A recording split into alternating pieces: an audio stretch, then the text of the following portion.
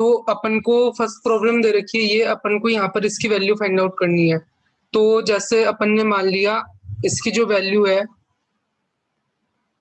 वो x है, तो लोगरिथम का मतलब क्या होता है, जैसे अब इसको मैं ऐसे भी लिख सकता हूँ। जब भी कोई ऐसी चीज दे रखी है तो उसको आप ऐसे लिख सकते हो। अब यहाँ पर अपन को इसकी पावर x की वैल्यू क्या रखनी चाहिए ताकि ये क्वांटिटी आ जाए, वो पता करना है। तो ये जो ये चीज है ना, इसको इसको तुम ऐसे लिख सकते हो। तुम इसको सॉल्व करके देखना, इसको तुम ऐसे लिख सकते हो। तो यहाँ पर सिंपली अपन को दिख रहा है x की वैल्यू 6 इसको सेटिस्फाई करेगी, तो इस तरीके से इसको सॉल्व कर सकते हैं। तो अपन को प्रूफ करना है सेकंड प्रॉब्लम में जो log of 3 eight the base 10 होता है वो इन दोनों वैल्यू के बीच में लाई करेगा। तो सबसे पहले देखते हैं ये वाली चीज, log of eight the base 3 greater than 2/5 है, यानी ये चेक करते हैं अपन ये वाली चीज। तो उसके लिए क्या करेंगे, अभी मैंने बताया था कि यहाँ पर बेस 10 दे रखा है, तो डायरेक्टली तुम इसको ऐसे लिख सकते हो, 3 इज ग्रेटर देन 10 की पावर 2/5। अब दोनों तरफ पावर 5 ले लोगे तो 3 इज ग्रेटर देन 10 का स्क्वायर, तो ये एकदम ट्रू है, तो मतलब ये कंडीशन ट्रू है।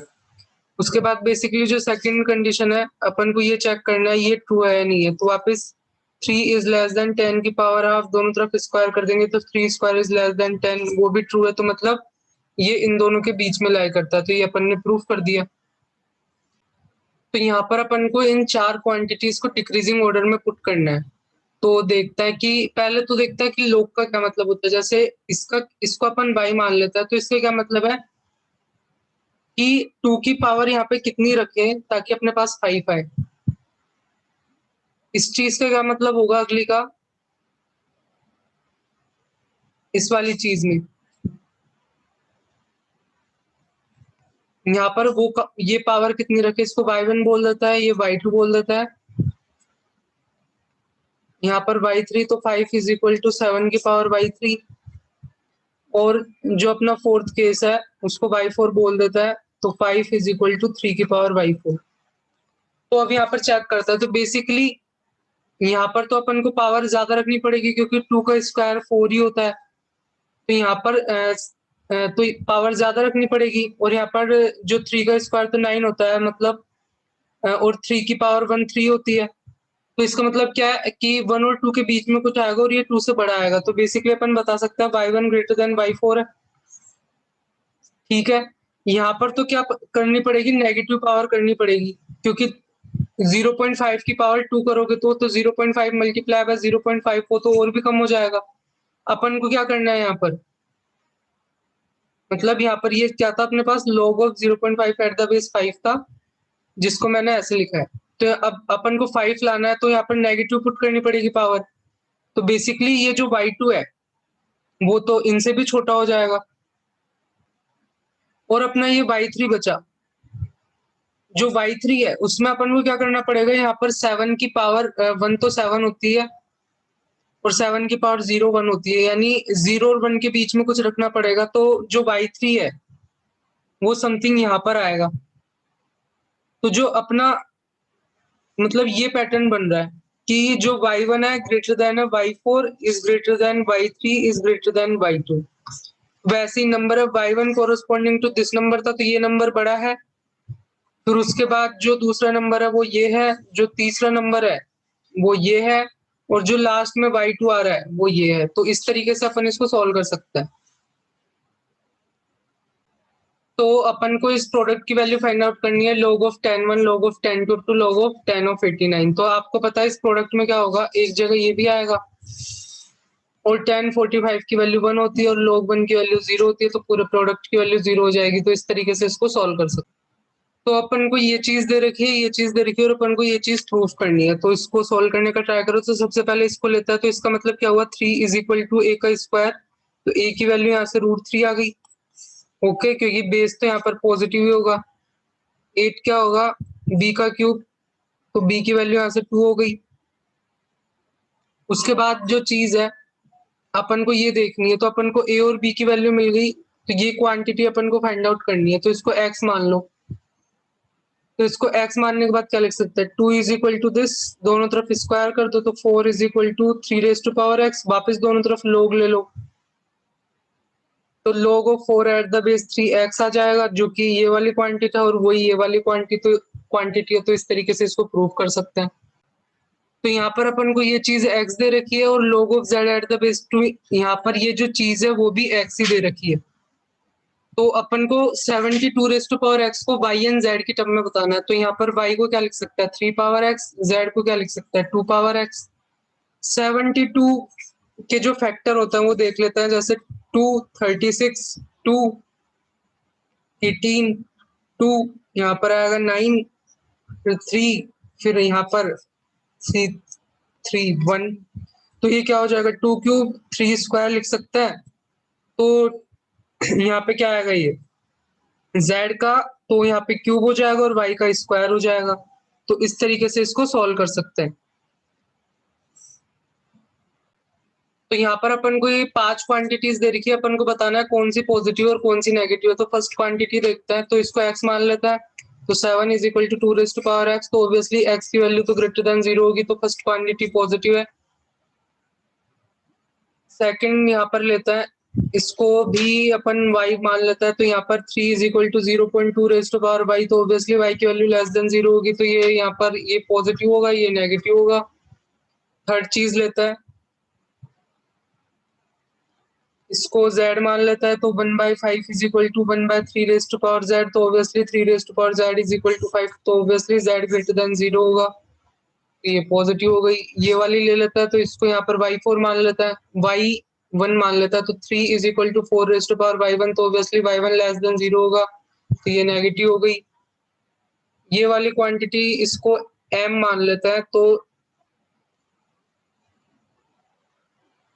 इसको m मान लिया, तो यहाँ पर लिख सकता हूँ मैं log of 9 at the base 2 को 2 raise to power m and 9 को 2 रेज़ टू पावर m, तो ऑब्वियसली m की वैल्यू ग्रेटर देन 0 होनी पड़ेगी, तभी जाके ये होगा। तो फिर उस हिसाब से यहाँ पे क्या आ जाएगा पॉजिटिव हो जाएगी। तो इस तरीके से इसको कर सकते हैं। तो यहाँ पर अपन को ये 3 चीजें बराबर दे रखी है, तो अपन को प्रूफ करना है ये तीनों चीजें भी बराबर होगी। तो सबसे पहले यहाँ पर अपन को बेस कुछ भी नहीं दे रखा, तो कुछ भी मान लेता है। यहाँ पर बेस मान लिया a मान लेता है सबका ही, जो भी लॉग दे रखा है यहाँ पर a बेस मान लिया, और इसको अपन ने मान लो इसको k के इक्वल मान लिया। तो यहाँ पर अपन इस क्वांटिटी को ऐसे लिख सकता है, और यहाँ से अपन निकालने की कोशिश करता है x की वैल्यू।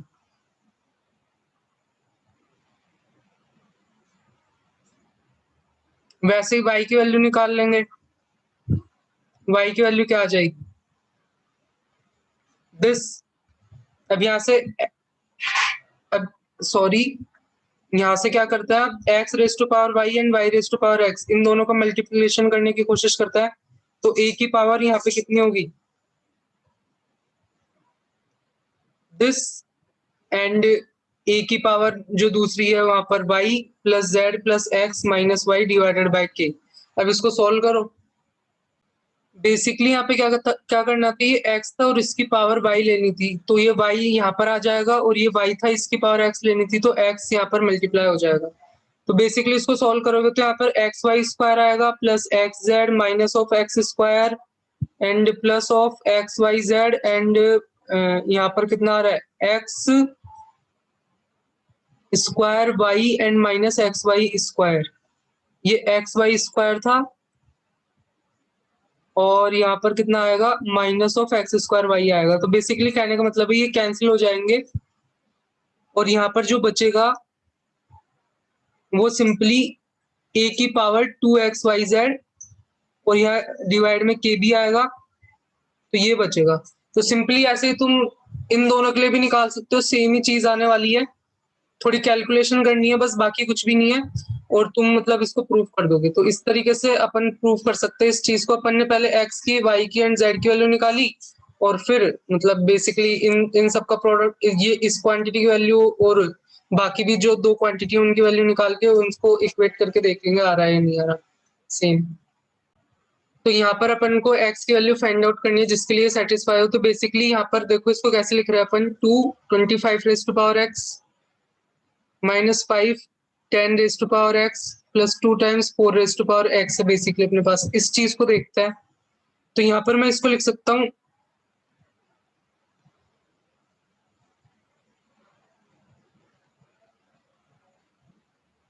ऐसे लिख सकते हैं। ये बेसिकली अपन को ग्रेटर देन 0 दे रखा है। उसके बाद क्या करना है, यहाँ पर इस वाली क्वांटिटी से डिवाइड कर दो, क्योंकि यहाँ पर अपन क्वाड्रेटिक बनाने वाले हैं और ये पॉजिटिव है तो डिवाइड करने से कुछ होगा भी नहीं, तो इसको ऐसे लिख सकते हैं। अब इसके दो फैक्टर हो जाएंगे। बेसिकली जो दो फैक्टर होंगे वो मैं लिख देता हूँ, आप सॉल्व कर लेना। एक फैक्टर तो ये हो जाएगा, और जो दूसरा फैक्टर है ये पूरा ऐसे पावर में है, और जो दूसरा फैक्टर है यहाँ पर ये पूरा ऐसे पावर में, और ये फैक्टर है, और ये 2 times 5/2⁻x-1 greater than equal to 0। अब यहाँ से इसको ट्रू होने के लिए क्या होना पड़ेगा, तो पहले ये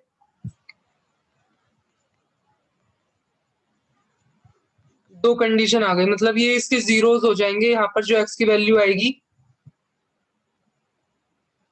तो अपने पास इससे दो कंडीशन आएगी, मतलब एक जीरो यहाँ पर आएगा, एक जीरो यहाँ पर आएगा, तो इधर वाली क्वांटिटी पॉजिटिव, फिर इधर वाली नेगेटिव होती है, फिर इधर वाली पॉजिटिव। अपन को पॉजिटिव रीजन के लिए चाहिए तो ये लेना पड़ता है। तो बेसिकली यहाँ पर अपन को क्या करना पड़ेगा, ये जो 1/2 एंड 2 है, तो ये यहाँ पे 1/2 आएगा और यहाँ पर 2 आएगा, तो अपन को क्या क्या लेना पड़ेगा, इससे पीछे का रीजन लेना पड़ेगा और इससे बड़ा वाला रीजन लेना पड़ेगा। तो जब 5/2⁻x की वैल्यू लेस देन हाफ होगी वो वाला रीजन, और 5/2⁻x की वैल्यू ग्रेटर देन 2 होगी वो वाला रीजन, तो उस केस में ये इनइक्वालिटी सेटिस्फाई होगी जो अपन को करनी है। तो यहाँ से x की वैल्यू अगर अपना बेस ग्रेटर देन 1 हो तो डायरेक्टली साइन चेंज नहीं होगा, तो यहाँ पे अपना जो बेस है वो 2.5 हो जाएगा, और ये अंदर वाली क्वांटिटी ये हो जाएगी, और यहाँ पर अपन डायरेक्टली लिख सकते हैं log of 2 eight the base of 2.5। तो इस तरीके से अपन x की वैल्यू फाइंड आउट कर सकते हैं। तो यहाँ पर अपन को बेसिकली इसके number of solutions find out करना है। तो number of solution find out करने के लिए इसको ऐसे लिख सकते हैं। तो यहाँ पर अपन को दो ग्राफ बनाना है, इसका और इसका, और फिर देखता हूँ कितने पॉइंट पर इंटरसेक्ट कर रहा है। तो x+5 का ग्राफ बनाएंगे, y is equal to x+5 का। तो x इज इक्वल टू 0, तो y की वैल्यू 5 आएगी। तो ये पॉइंट अपना 0,5, वैसे ही यहाँ पर अपना जो पॉइंट है 5,0, ये अपनी स्ट्रेट लाइन हो जाएगी जो कि ऐसे जाएगी। और जो दूसरा ग्राफ अपना दिस है, तो यहाँ पर x की वैल्यू 6 रखने पर अपने को 2 की पावर 0 मिलेगा, जो कि y इज इक्वल टू 1। तो इसका जब तुम ग्राफ ड्रॉ करोगे, तो जब बेसिकली, तो यहाँ पर जब x की वैल्यूज मतलब जैसे 0 to 1 के बीच में, फिर 1 to 2 के बीच में ऐसे बढ़ेगी यहाँ पर इधर वाले रीजन में, तो यहाँ पर क्या होगा कि शुरुआत में जैसे यहाँ पर 0 to 1 के बीच में तो थोड़ी ज्यादा वैल्यू होगी, फिर जैसे जैसे जैसे ये जो चीज है वो x के 6 के इक्वल 6 पर 1 हो रही है, x इज इक्वल टू 6 पर, फिर आगे जाते जाते जाएंगे तो और वैल्यू इसकी कम होती जाएगी। बेसिकली ऐसे होगा इस रीजन में। और यहाँ पर ये a की वैल्यू पर कट कर रहा है यहाँ पर, तो इस वजह से यहाँ पर, क्योंकि अगर x की वैल्यू नेगेटिव होगी तो ये तो मतलब और भी 2⁻6 में कुछ ऐड होता जाएगा। मतलब यहाँ पर मान लो इसकी वैल्यू -0.1 हुई, तो 2⁻6.1 वो तो बहुत बड़ा चल जाएगा, तो इसकी तो रेंज से ही बाहर हो जाएगा वो। तो मतलब यहाँ पर इस वाले रीजन में कट करेगा और एक ही पॉइंट पे कट करेगा, तो अपना वन इसका point of number of solution 1 हो जाएगा। तो इस तरीके से कर सकते हैं।